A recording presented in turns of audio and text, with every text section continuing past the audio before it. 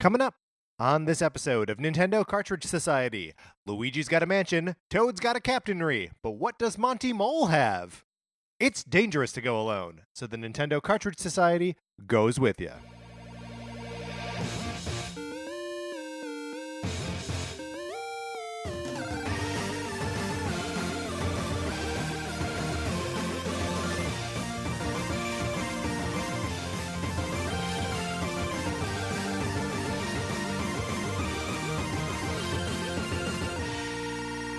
Welcome to Nintendo Cartridge Society. My name is Patrick Ellers, and I am joined, as always, by my co-host, Mark Mitchell. Mark, how's it going? It's going so great. I'm so happy to be here with you, Patrick, on a Wednesday night. This is, okay, I'm going to take away your ability to reveal when we're recording these things. Look, this is just the week where we do it, right? Okay, yeah, It's our sure. specially themed week. Yep. It's where we talk about the day that we're recording the episode. Because look, what other podcast gives you this kind of inside dirt that you crave?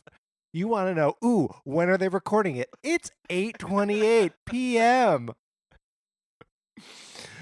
It's good. It's good for people to know, right? I mean, I don't think it's harmful. I was going to just point out that we are now living in a post-iTunes world.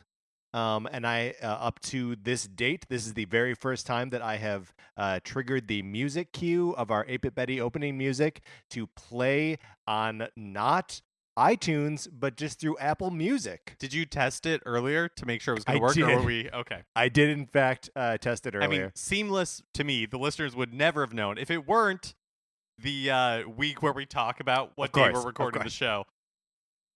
But now they know, and now we know. And here's another thing you can know. This is the worst of these transitions I've ever done. I've done like 200 of these, and this is the worst one. You can borrow my copy of Sonic Forces. Still an excellent program. You can borrow my copy of Sonic Forces on the Nintendo Switch. All you gotta do is send us an email to Nintendo Cartridge Society at gmail.com with a mailing address. And that's where I send the game. The game goes to that address. It costs you nothing. Zero nothings. It costs you not any anythings. And not any nothings as well. Also, while you're sending us an email, but in a separate email so you don't give Patrick an aneurysm. Thank you.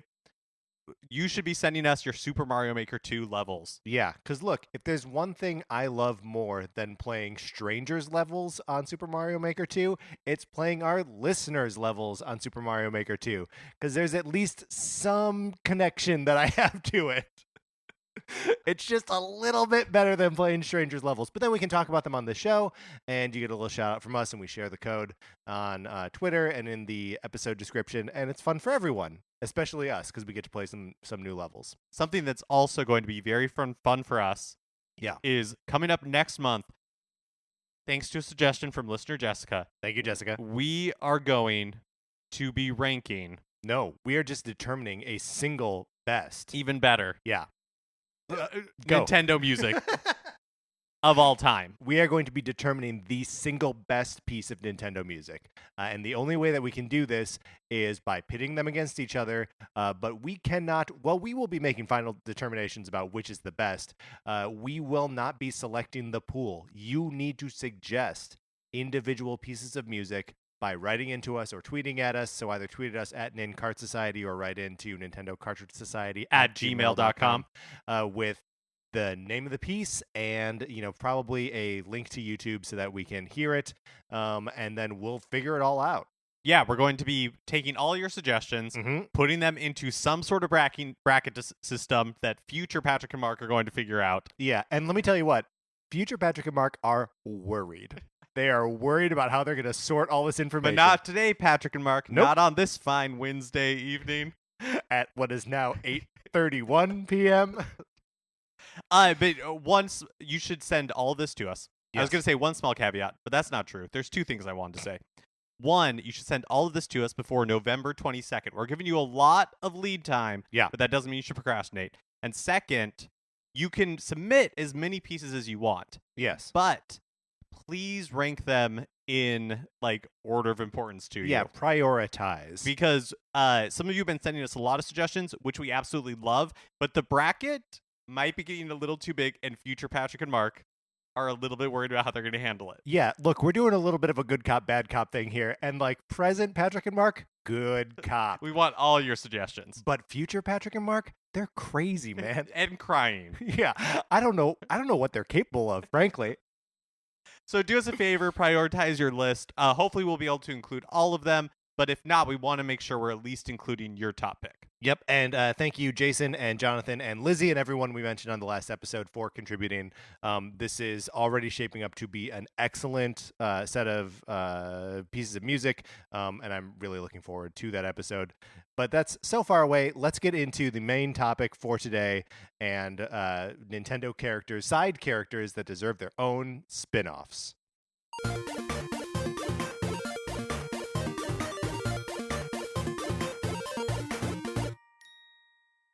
The rules. Yes. We need to establish some rules, and I love the rules. So this whole thing came about because Yes. Luigi's Mansion 3 is coming out in a few weeks. Yeah, Luigi has had 3 entries in his spin-off series, that's correct. but there are so many Nintendo characters out there Tons. who haven't had any spin-off games. Right. So we're going to pick out those characters. We're going to determine what their game is. We'll chat about it. It'll be fun. The criteria, we cannot pick someone who is already spun off. Right, so no like Princess Peach game, Right. No Luigi game, obviously. No Toad game because of Captain Toad. no Slippy game because he had that like horrible Star Fox, what is it called? Guard? Yeah, Star Yeah. Fox Guard was actually the better part of that package. Really. Better than Star Fox Zero. I mean, arguably a topic for a different time. I don't know when else we're going to talk about this, but I agree with you. I think actually maybe we did talk about it when we talked about Star Fox Zero. Yeah, that slash sounds Star right. Fox Guard. So the one thing that this does bring into question is, what about Tingle? Yes, because Tingle has never had any spin-off games released in the West Right. because we are we win against God at some point. Yeah, I mean, yes, we went against God, and Why else would we be deprived of a Tingle game. of Tingle greatness? I don't know. There's something. Is it like what is it that Tingle that reads as like gayer in America and we're homophobic? Like, no, is that why or no, what is it? I actually, I mean, Because I don't think he reads as gay to the Japanese, who are just as homophobic Oh, as you the don't think Americans. so? I Oh, don't know. oh no. So I actually think what it is that like. Actually, I'm not even gonna guess. All right. But you're probably right. I mean, a variation of what you're saying is probably true. But at any rate, Tingle kind of a gray area here. But Mark, I believe you came prepared. I still with, have with an the idea Tingle game. for a Tingle game that we should just get out of the way because he doesn't fit our rules. But Right. how can we possibly talk about Nintendo characters that need more games and not talk about Tingle? Right. But before you suggest what your Tingle suggestion, do you know what the Tingle games are like? Not really. Yeah, me neither. They're There's- like rupee related, I think. yeah, or like he is collecting things. He's probably or... mad with greed or something like that. Oh my god, he's probably so mad with greed. I want to hear about your Tingle game. Okay, all right. So here's my pitch for a Tingle game. And it is my elevator pitch is just Tomb Raider starring Tingle. Tomb Raider, but Tingle. So you're raiding tombs to get maps, because where does he get the maps? Right. We need to know. But in my head, the way I'm imagining this game is basically somebody like modding Tomb Raider to just have like the old school like PS1 Tomb Raider Yes. to have the N64 Tingle sprite from Majora's Mask, Super. just like yes. in lieu of Lara Croft. Right. So like still with the super low draw distances, mist everywhere. You can't see anything. You can't see that Tyrannosaurus Rex until it's basically eating you. It might as well not exist. Right. It might as well. That's correct. I like the idea of Tingle having to go into caves or tombs or whatever to get maps, but I would like if the maps were like carved into stone and he's like taking a rubbing of them. Yes. For I whatever would like reason, that as well. that like a little arts and craftsy element of it, and then you could put it on like Switch. You could only play it in handheld, and you have to actually like rub the screen. You know what I mean? Right. Oh man, this does feel like a lot of missed opportunity because like if it was on the DS or like the 3DS Oh, or it'd be something, perfect. you had to like blow on whatever Yes. like stone tablet to get the dust off of it, and then you put the paper down, and then you like get out your chalk and Right. And then you can make a rubbing. uh-huh. Um, I hate that the microphone on the DS and 3DS was just turned into a Mechanism to sensor blow for on blowing. things. Yeah. I know. Yes. Outside of like Brain Age, because you could talk to Brain Age. But like everything else, you were just blowing on it. I guess on the Wii U also had that. I 100% thought that sentence was going to end. I hate that Jingle. idea for a game. I mean, I sort of do, just because like you couldn't pay me to play. Well, you could if you had more than like $100. You could not talk me into playing the original Tomb Raider right now, with or without Tingle in it. Okay, but I'm just saying that was like my mental image Yeah. for why I find this idea delightful. Yeah. Like, sure, I mean, in a weird way, yeah, I guess put him in the more modern ones where it's like it's a survival horror. Well, where like he's forced to murder a bunch of people to get off the island. No. That does feel, like you were worried that the reason Tingle didn't come to the West is Right. because you're too homophobic. But Tingle murdering people, that sounds like exactly like something that we would all want to buy. Sure, we're gonna rehabilitate Tingle's image by making him more murdery. Well, you know how in the US, like Kirby has like angry eyebrows? Yes. This is the Tingle equivalent of that. Sure. His Tingle's equivalent of Kirby of angry eyebrows Right. is just mowing people down to try to get off an island. Those games are so bad. Those games are so bad. Anyways, that's my idea for a Tingle game. That's a good idea, Mark. I like it. Should we now just trade off back and forth? Yeah, with let's do ideas? it. Mm-hmm. Okay, so I'm gonna go with an idea that I think is pretty strong first. I'm gonna start strong here. A KK Slider rhythm/band management game. So you play as KK Slider from the Animal Crossing series, and you are visiting people's villages where you meet the normal Animal Crossing villagers and like animal neighbors, and playing for them their favorite songs, and you have to do it in rhythm, and you have to like program your own set every time. So like that that llama is in the audience for this one, I got to play this song. And then you have to like do a whole concert. This funny that we mentioned the microphone on the DS and 3DS. This would be the perfect opportunity to make you try to like sing along to KK Slider songs. Yes. Just trying to like match his like his really lo-fi voice. Yeah, exactly. Because then it'd just really be about like tone. So it'd be you're doing all the parts in Rock Band, right? Just yourself. So I originally had written down that it was like a KK Slider Guitar Hero, but like making you sing the songs, like making it a like SingStar kind of experience, would also be fun. I think like any part of it would be cool. It would also just be super fun to see what is KK Slider's life like. Yeah, like because I mean he's maybe the only character in those games who doesn't wear clothes. What's that decision based on? And as far as we can tell, I mean, I guess maybe he lives in Animal Crossing or in your town, but it doesn't really seem like he does. No, it seems like he's a traveler, right? Right. Like he pops. He's on tour. Yes, especially now that he's a DJ. Oh yeah, totally. I like him with the guitar. I do too, but I think in New Leaf, yeah, when he shows up and is like playing sets, yeah, and it's like right. EDM, I think that's hilarious cute too. Yeah, I mean, and that would be something that you would have to choose before you start the set. You're like, am I in a town that's going to want an acoustic set, or am I going to have to whip out the turntables and like mash up two songs or whatever? That would be so much fun. Oh my gosh, especially if you get to like set his outfits. You get to dress him up appropriately for like different, like you're playing a bar mitzvah. Yes, and like get your like ill-fitting suit out. I just love KK Slider. I just want to like be able to play as KK Slider, dress up KK Slider. I want all of those things 100%. I also want it to talk to whatever Animal Crossing game is out at the time.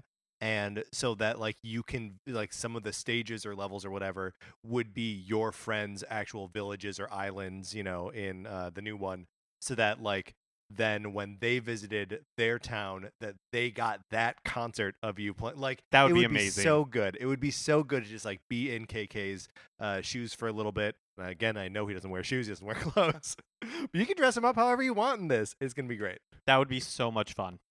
So my first one is a Brutals spinoff. Oh, And from so, Super Mario Odyssey, yes, the evil wedding planners that are rabbits. Yes. And I think it'd be, you kind of had like a crossover game where it was a rhythm game, but also like a management game.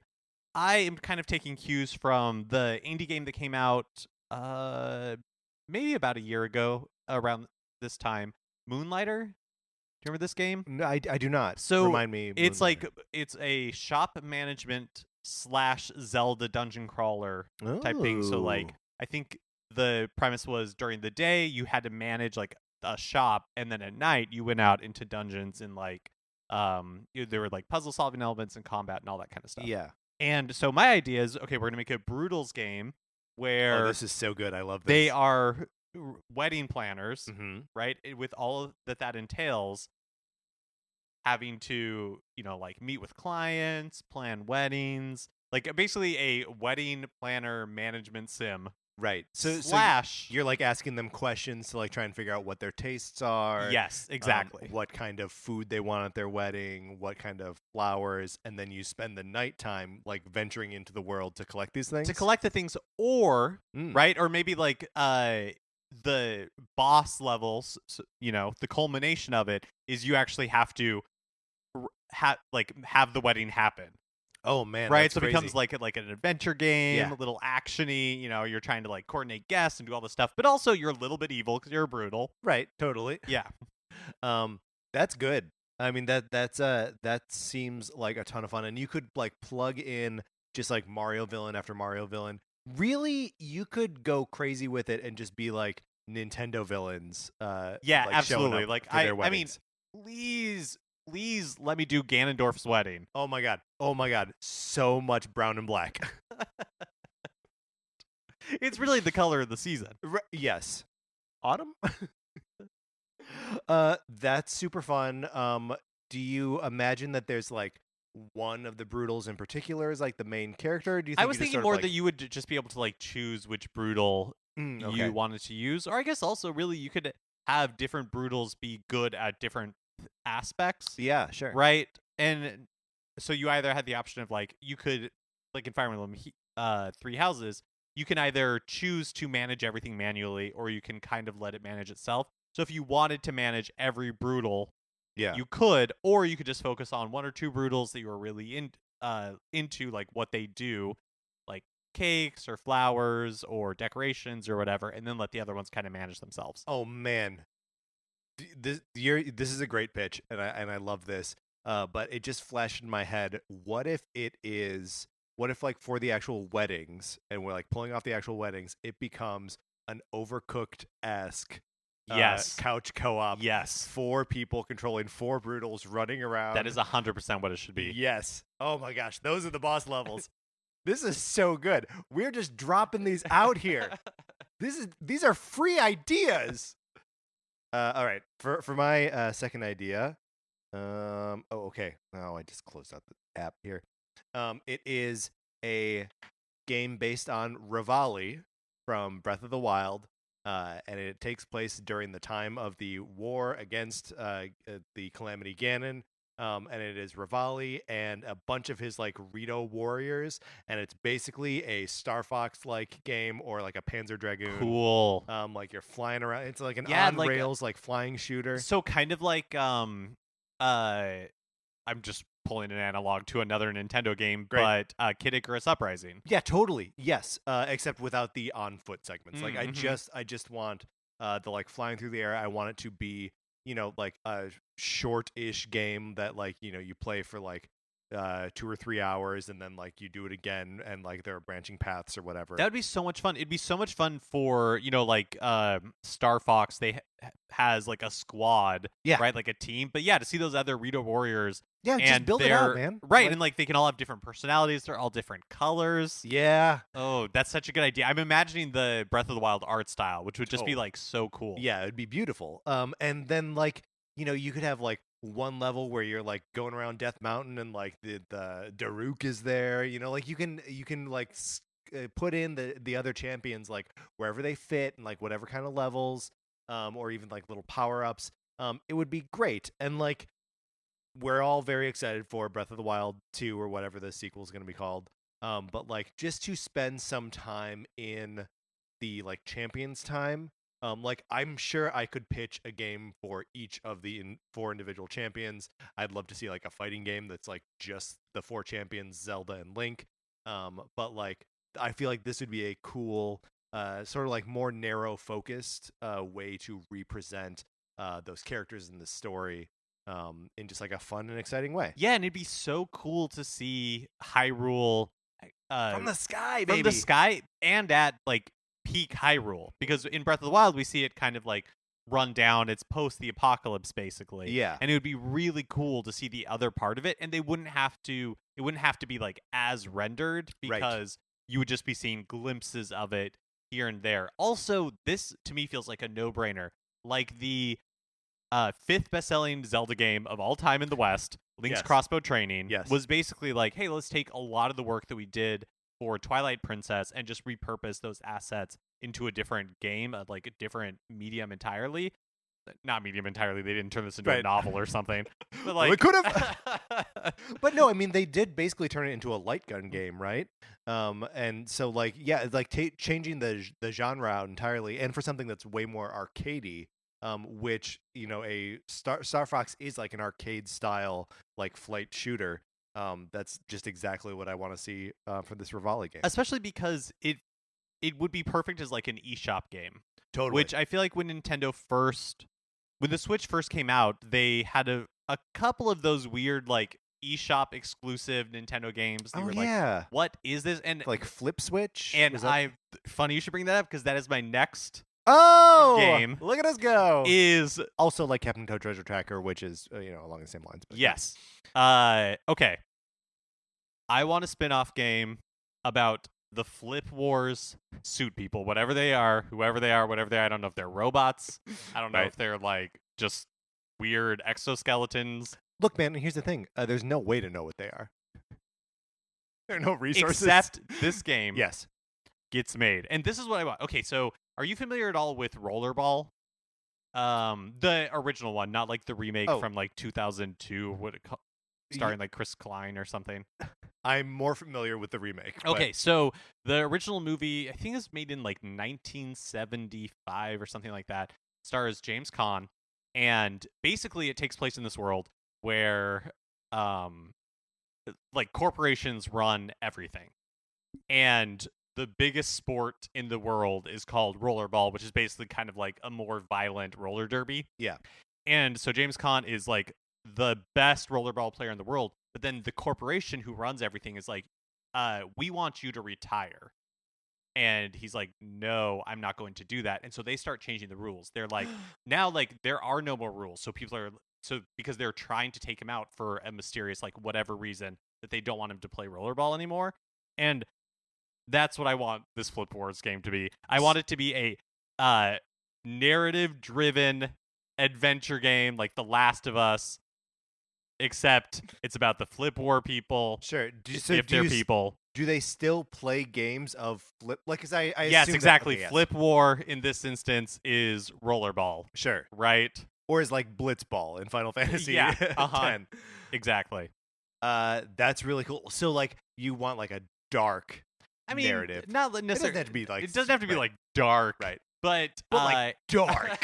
right? Yes, not dark, but Dark. But yeah, just like really give it to me. Make me Yeah. feel for these Flip War people. Because Yeah. otherwise, I'm like Flip War. I had to look up what this game was called. Yeah. I was like googling like Nintendo butt stomping color game, and Flip War was like easily found when I googled that. By the way.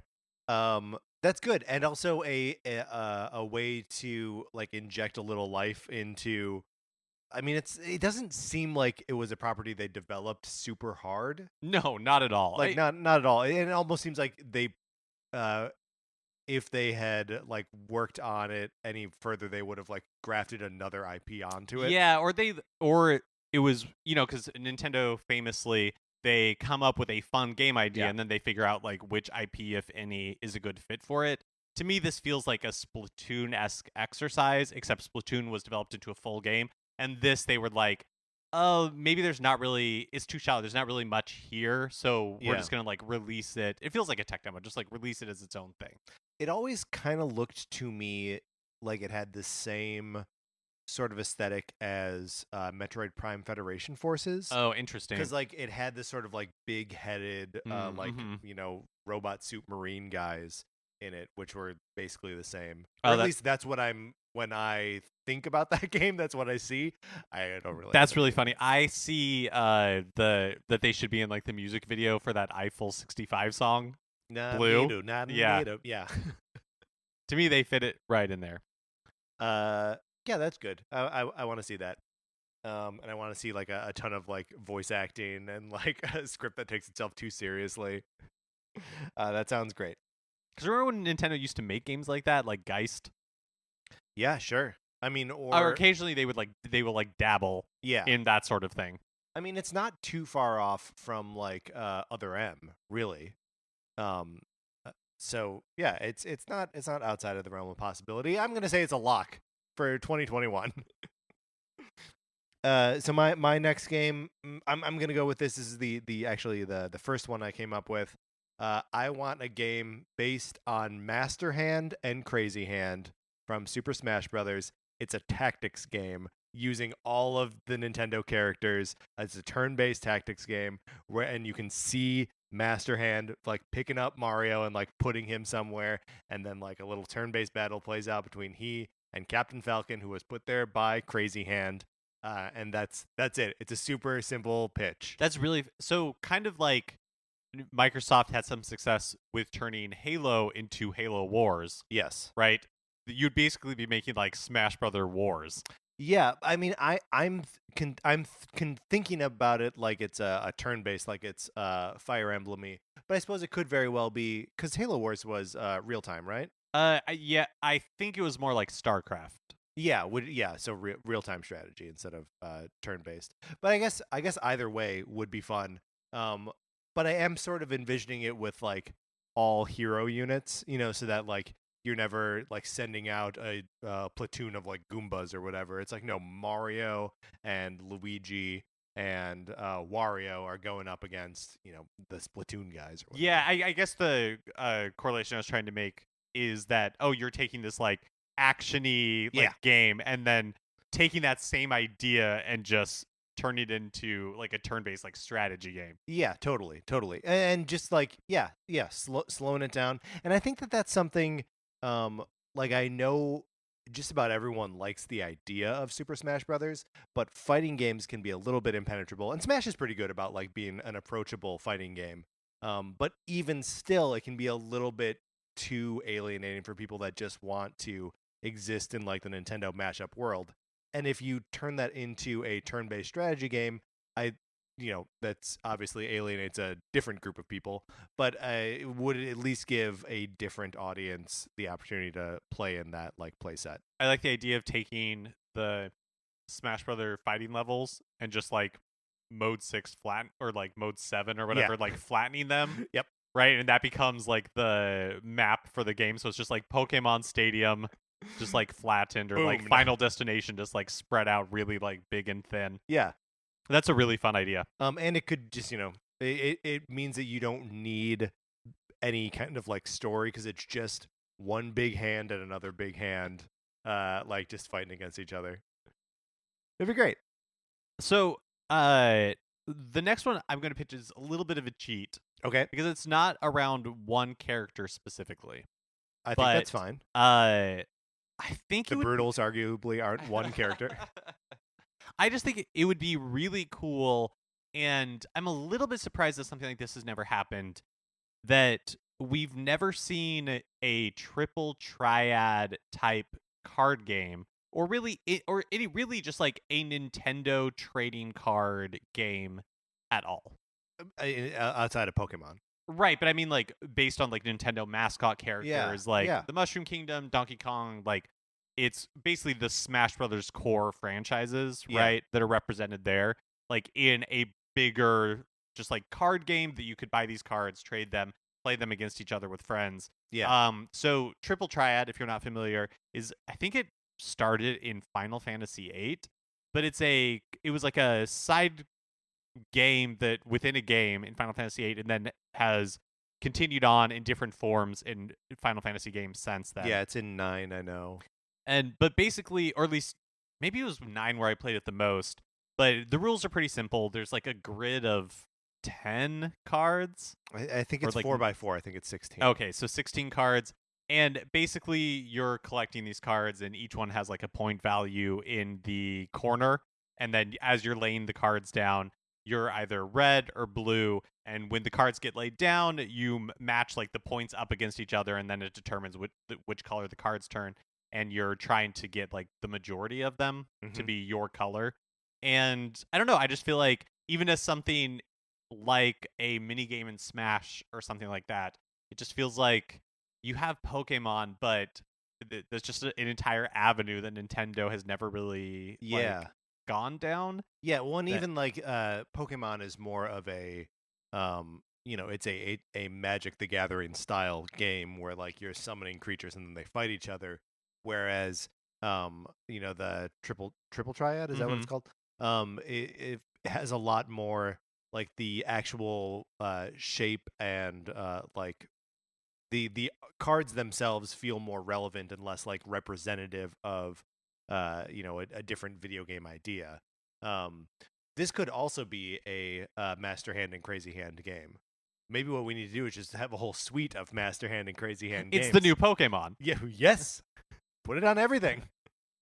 They can have all kinds of games. This is a good idea. And you would want to do like with the same like Smash cast of characters, or is there a I mean, I think, but really, what you would do is you would start with maybe like just the Mushroom Kingdom, like the core Mario characters and ancillary characters, and then eventually, obviously, you'll have like additional packs. Yeah, that totally. Want to, just DLC, essentially the original DLC packs of cards. Packs of cards. So you're talking like physical. It could be both. Okay. Like what? Right? Like Hearthstone and those types of games, like Gwent or whatever, are basically taking that idea of a card collecting and trading and competitive game and just making it digital. So I think either way would work. What would be good to map onto that would be Paper Mario. Yes, just because like the physicality feels right, and also the last Paper Mario game on the Wii U had a card system in it, which was kind of like a crappy way to like dole out or like limit your ability to do the same moves over and over again. And also was a really weird implementation of the Wii U gamepad. But this is a better idea. But the cards just make so much sense. All right. Do you want? I have 2 more ideas. Oh, okay. Yeah, go ahead. And one is a big idea, and the other is a little idea. Which would you like to hear first? Whichever one you think will be the grand finale, because I think he'll be going last. Okay, so I'll go with the little one then. Okay. I want to see a Pikmin style game where you are, one unit controlling like lots of little units, using the viruses from Dr. Mario, and you are inside various bodies of Mushroom Kingdom characters trying to infect them and ultimately kill them. This is so basically you are just playing Dr. Mario from the other perspective. Absolutely. From a certain point of view, a Dr. Mario game. That's right. That is 100% what it should be called. And you play as Obi-Wan Kenobi inside the body of a toad. No, but just like I always I love the designs of I've talked about this before, I know. But I love the designs of the viruses in Dr. Mario. They seem like they have all this personality, and just Yeah, having they're real stinkers. they're real stinkers, and oh my gosh, they don't like it when you take them out and they like fall on their backs and they like kick and wail their arms and stuff. And like it's I know they've appeared in like some of the Mario and Luigi games, and maybe the first one, and they're also in Inside Story. Um, but like just kind of building on that idea, and I guess this is another like real time ish strategy game. Um, but I like the idea of having like one main virus that's like commanding all like these little viruses, and you have to like go to some area in the body and like make them sneeze, or like go somewhere and like upset their stomach, and like, oh no, here comes some capsules with medicine in them, and you have to like repel them out of the body or whatever. And that seems like super fun to me, and you know how I feel about Dr. Mario. He should have his license taken away. He's over prescribing drugs. I think that's a really, really fun idea. Great. Go. Okay, so my last one. All right, I gave the judge from Isle Delfino a lot of crap. Yeah. When we did our episode about which Nintendo character should be fired. Right. Because he sentenced Mario with absolutely no real evidence. It was a complete kangaroo court situation. That being said, I'm proposing a crossover game. Yes. The judge from Isle Delfino with Phoenix Wright. Objection! Where the judge from Isle Delfino is adjudicating Phoenix Wright cases. So, but there's still Phoenix Wright cases? No, I mean, basically you're in the in the sense that Phoenix Wright is a character in the game. Sure. And who is like trying to get, like is being a lawyer in a case. Yeah. And sure, Miles Edgeworth is there as well. But instead of just like the judge from the Phoenix Wright games, right, the judge from Isle Delfino is guest starring, and you play as the judge. So it's like a twist on multiple perspectives. Yes. Right? Because you're the one who's trying to make sense of everything that's going on in the courtroom. That's fun. And also it's putting you in the shoes of a character that I was like, really bagging on. Right. So hopefully this is different from a certain point of view. Exactly. So like maybe we get a little bit to learn a little bit more of like the fallible humanity or Delfinoism. Yeah, because who knows what those things are. The judge from Isle Delfino. Now let me ask you this: do all of the like the cases and like crimes and whatever happen on Isle Delfino? Oh, interesting. So they're all like beach town related crimes. I mean, it tie doesn't. Up a boat. It doesn't have to be. I think that's probably a good. Well, all right. You know how there was like the Street Fighter and Tekken game, and then there's supposed to be like the Tekken cross Street Fighter game. Yeah, that's not going to happen now. So, but that was like the announced plan, and so I think yes to what you're saying, but it's two games, right? Yes. There's one where it's a Phoenix Wright game but Phoenix Wright is on the Isle Delfino. Right. And then there's another one that's Judge Delfino in what's the town or the city? Yeah, wherever Phoenix Wright takes place. Like an amalgam of like Tokyo and New York, right? Right.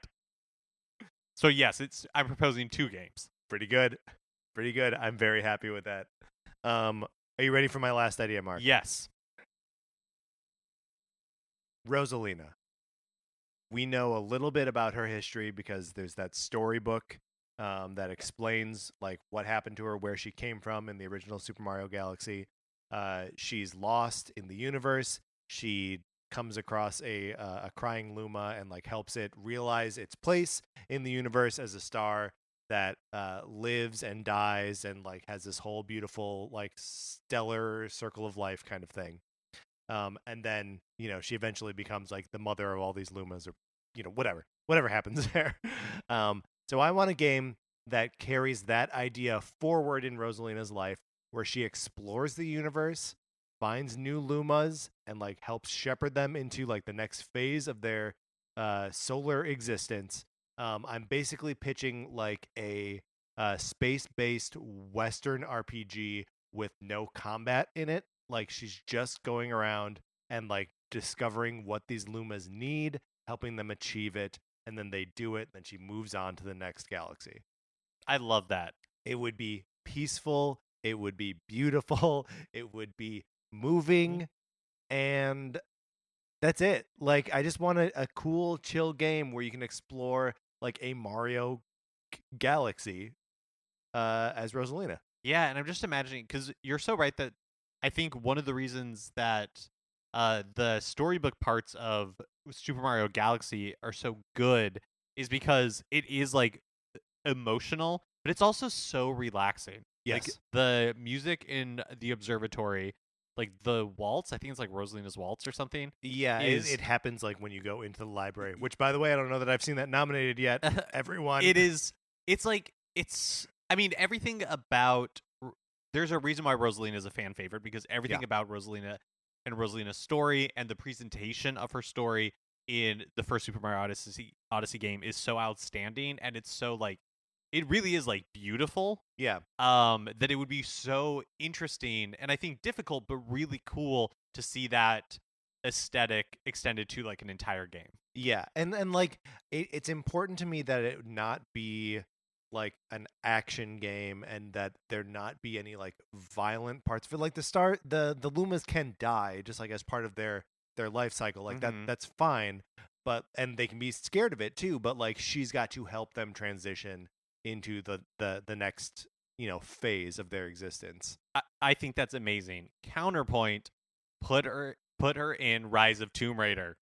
Look, here we go. 2 games. One that softens Rosalina for the American audiences. I forget how this worked. And one that just turns her into a hard bitch. Where she just murders everyone, looks down, and can't believe how much blood there is on her hands. All right, Mark, let's close this out.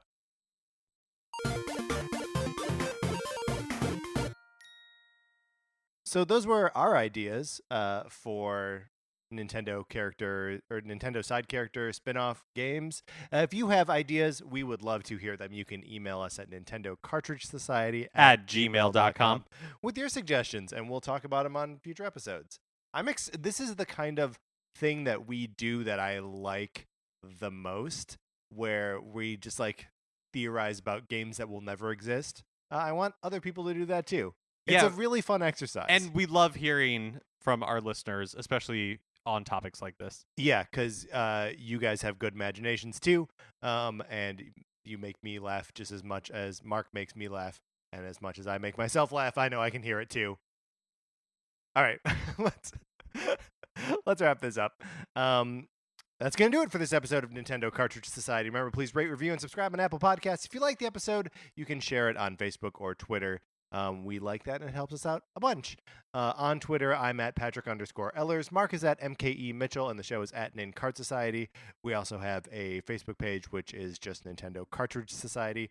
Olivia Duncan made our logo. Our theme music is provided by 8-Bit Betty. You can get more of his music, including his new single, Fall on Your Sword, at 8bitbetty.com, or by listening right now.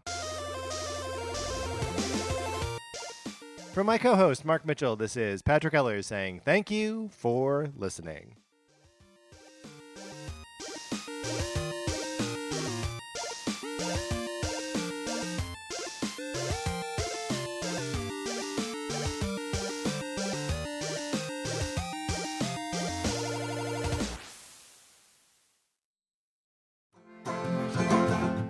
Hello. Check out our new podcast, Barely Composed, with us, Femini Trio. Each week, we write a brand new comedic song with one of our funny friends. Listen and subscribe to Barely Composed on Apple Podcasts or wherever you get your podcasts. Brought to you by Campfire Media.